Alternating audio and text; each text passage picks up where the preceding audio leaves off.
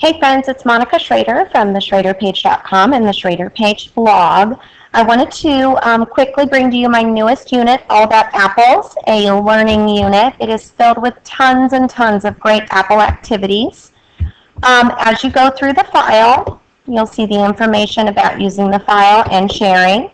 You'll have an Apple KWL, Apple Facts, an anticipation guide for apples by Gail Gibbons, and then a response sheet. This is what I learned about apples. You have an apple bubble map to go along with How Apples Grow by Betsy Medsure. And then you go through some apple vocabulary. And then a buddy reading activity for I Am an Apple by Jean Mazzolo. You're going to go through and have your students buddy read, and they will create their own apple life cycle. And then they will refer and compare their apple life cycle to the one that's listed. And they will use the parts and pieces given along with construction paper and markers to create their own life cycle. You'll go into some Johnny Appleseed facts, and then you'll have an apple surprise where your students will write letters to Johnny Appleseed, and you will ship them off using the stamp that is created for Johnny Appleseed, and you'll learn about that as you go through the history, and then you will go ahead and need to order some apple seeds or collect some, and these sweet little poems go on your students' desks that Friday morning, and they will be able to plant their apple seeds. This is a great Appleseed video. I did not make this. It's just a resource for you. The story Johnny Appleseed, My Story by, I hope I can pronounce this one, David L. Harrison. This is a great book, and it's an easy read, very good illustrations. This is a bubble map, a character map, where they will listen and list adjectives about Johnny Appleseed and then fill in a response at the bottom. Response questions for Johnny Appleseed. And then this is the story of the little red house with no windows and no doors and the star inside. If you haven't read this to your class, it's just the sweetest thing.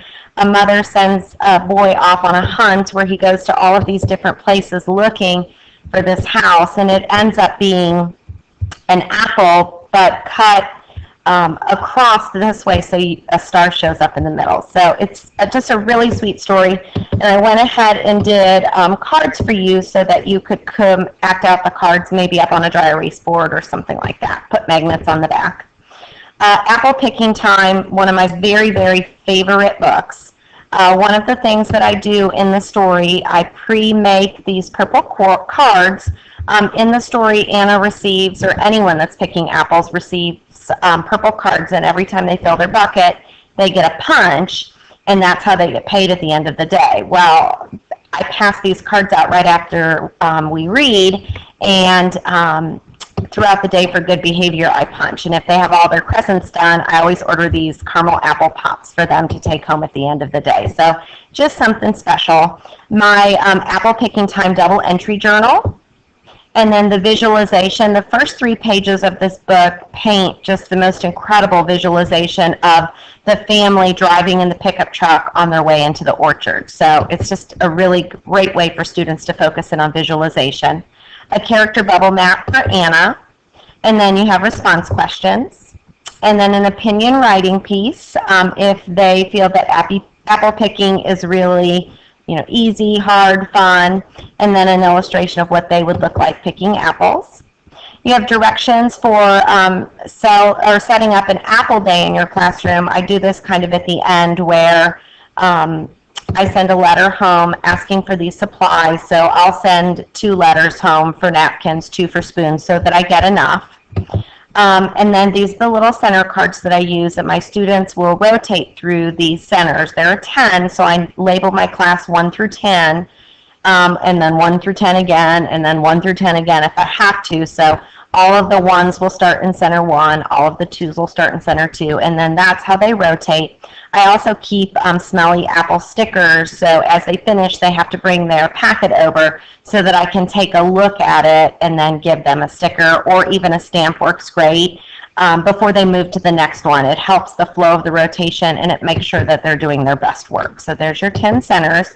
and these are all of the center sheets. Apple parts with a brace map, Apple diagram, Apple prints, this is going to require some paint, Apple measures, you'll need a balance scale, measuring sticks with centimeters and inches, and then also some yarn, Unifix cubes, making words for the letters in Golden Delicious, and then I have the letter cards for you. I just print out 3 or 4 sets of them and put them in baggies for students. This is the What's So Terrible About Swallowing an Appleseed Center, and I actually did a reading here on YouTube. You can have the students read it themselves, or they can buddy read, or you could just let them listen to me reading it on a video. So all you have to do is click, and it'll take you to my video. And afterward, they are going to do a Once Upon a Time I Swallowed an Appleseed creative writing sheet. I compile all of those sheets together, and I put them in a class book. There's Apple Sink or Float. There's an acrostic poem for apple pie. There's apple taste testing, so you'll need to grab some products for them. Applesauce, apple chips, apple crisp. There's even apple yogurt. There's tons of different things you can do, just making sure that you're checking on those allergies and all that. There's an apple poem for them to read and illustrate, practice fluency with. There's an Apple Glyph where they're going to be going through and reading 10 different statements and then making decisions about what they're going to do to their apple. I added some pieces. They'll need a green or a yellow worm. They will go through, once all of the apples are done, I have them laid out in the classroom. So this is kind of the last thing we do at the end of the day. And they go around and tally information that they're collecting from the apples. And then they go through and use that tally sheet to answer the questions on the response sheet. So again, it's all about apples. It's Monica Schrader from the SchraderPage.com and the Schrader Page blog.